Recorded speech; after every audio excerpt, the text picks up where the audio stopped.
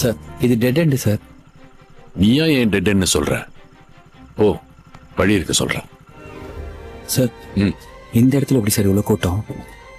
அவன் இடத்த நம்பி ஆரம்பிக்கல, அவனை நம்பி ஆரம்பிச்சிருக்கான். அவன் எங்க கடை வச்சாலும் கூட்டம் அவனை தேடி வரும். எப்படி இருக்கு? சூப்பரா இருக்கு, செமையா இருக்கு. இப்ப புரியுதா ஏன் இவ்வளவு கூட்டம் வருதுன்னு? திருநெல்வேலியில இருட்டு கடை பத்தி தெரியுமா? ஆ தெரியும் சார். ஒரு காலத்துல கோயில் எதிர்த்தாப்புல கரண்டே இல்லாம இருட்டுல ஆரம்பிச்சுது, அதனாலதான் பேர் இருட்டு கடை.